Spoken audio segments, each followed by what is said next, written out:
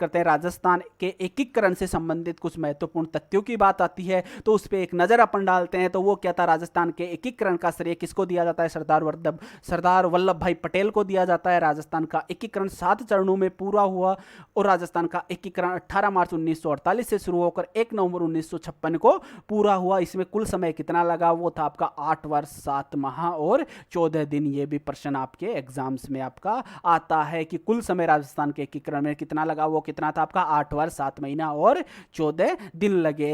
एकीकरण की प्रक्रिया में शामिल होने वाली पहली रियासत कौन सी थी, अलवर थी। अंतिम रियासत कौन सी थी आपकी, सिरोही, अजमेर, मेरवाड़ा क्षेत्र थे। अब राजस्थान में सबसे पुरानी रियासत की बात आती है तो वो कौन सी थी, मेवाड़ थी। सबसे नई रियासत कौन सी थी, झालावाड़ थी। क्षेत्रफल की दृष्टि से सबसे बड़ी रियासत जोधपुर थी, सबसे छोटी रियासत शाहपुरा थी। राजस्थान की एकमात्र मुस्लिम रियासत कौन सी थी, टोंक थी। भारत के एकीकरण के समय कुल 562 रियासतें थी। क्षेत्रफल की दृष्टि से सबसे बड़ी रियासत हैदराबाद व क्षेत्रफल की दृष्टि से सबसे छोटी रियासत भीलवाड़ी मध्य प्रदेश थी। पटेल की तुलना किससे की जाती है, राजस्थान। जर्मनी के एकीकरण के सूत्रधार बिस्मार्क से की जाती है। ना बिस्मार्क ने कभी मूल्यों से समझौता किया, ना सरदार पटेल ने। तो यह भी आपका इंपॉर्टेंट है कि जो सरदार वल्लभ भाई पटेल थे उनकी तुलना किससे की जाती है, उनकी तुलना किससे की जाती है, जर्मनी के एकीकरण के सूत्रधार बिस्मार्क से की जाती है। और इन्हें क्या कहा जाता है, सरदार वल्लभ भाई पटेल को बिस्मार्क भी कहा जाता है।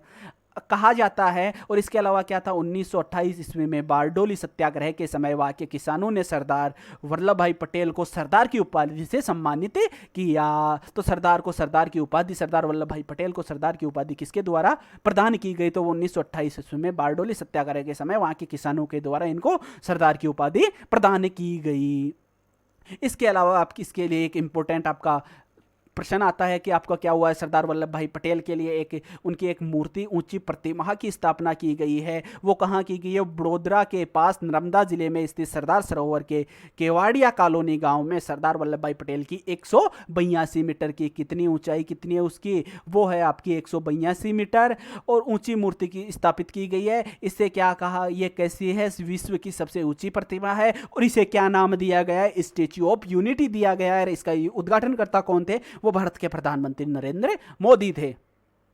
इसके अलावा क्षेत्रफल की दृष्टि से अगर बात करते हैं तो सबसे बड़ी रियासत जोधपुर थी। क्षेत्रफल की दृष्टि से सबसे छोटी रियासत शाहपुरा थी। जनसंख्या की दृष्टि से सबसे बड़ी रियासत जयपुर थी। जनसंख्या की दृष्टि से सबसे छोटी रियासत शाहपुरा थी। अंग्रेजों के साथ संधि करने वाले राजस्थान की प्रथम रियासत करौली थी, जिसने कब की, 15 नवंबर 1817 ईस्वी में की। अंग्रेजों के साथ संधि करने वाली राजस्थान की द्वितीय रियासत कोटा थी, जिसने दिसंबर 1817 ईस्वी में अंग्रेजों के साथ संधि की। अंग्रेजों के साथ संधि करने वाली राजस्थान की अंतिम रियासत कौन सी थी, सिरोही थी। और राजस्थान के एकीकरण में सम्मिलित होने वाली भी अंतिम रियासतों में से कौन सी थी, सिरोही थी, जिसने कि कब आपका अंग्रेजों के साथ में संधि की, वो की आपके सितंबर महीने के 1823 ईस्वी में। और डाक टिकट व पोस्ट कार्ड जारी करने वाली प्रथम रियासत कौन सी थी, जयपुर थी। और कब किया, 1904 ईस्वी में। और उस समय राजस्थान के महाराजा कौन थे, वो थे आपके माधव सिंह द्वितीय के राज में किया गया पोस्ट कार्ड या फिर डाक टिकट जारी। शिक्षा पर प्रतिबंध लगाने वाली रियासत की बात आती है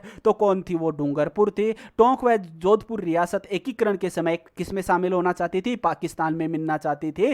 टोंक और जोधपुर रियासत कड़े जाबो चाहो चाहिए, पाकिस्तान में जाबो चाहो चाहिए। भारत में केवल 2 मुस्लिम रियासतें थी, एक थी कौन सी, टोंक थी, और एक कौन सी थी, पालनपुर। वो कहाँ पे है, गुजरात में है। बांसवाड़ा के शासक चंद्रवीर सिंह ने एकीकरण के समय जो विलय पत्र पर हस्ताक्षर करते समय कहा था कि मैं अपने डेथ वारंट पर हस्ताक्षर कर रहा हूं। यह भी आपके लिए इंपॉर्टेंट है कि यह किसने कहा था कि मैं अपने डेथ वारंट पर हस्ताक्षर कर रहा हूं, यह बांसवाड़ा के शासक चंद्रवीर सिंह ने कहा था। अजमेर मेरवाड़ा की अलग से विधानसभा थी, जिसे धारा सभा के नाम से जाना जाता था। इसमें कुल 30 सदस्य थे। इसे बी श्रेणी और कुछ बुक्स में आपको क्या मिलेगा, इसकी सी श्रेणी का राज्य भी कहा जाता था इसको। और इसके जो एकमात्र मुख्यमंत्री थे वो कौन थे, हरिभाऊ उपाध्याय इसके एकमात्र मुख्यमंत्री बने थे। तो ये था आपका राजस्थान का एकीकरण कुछ ही मिनटों में। अगर आपको पसंद आया हो तो लाइक करें, शेयर करें और चैनल को सब्सक्राइब करें। थैंक यू, धन्यवाद।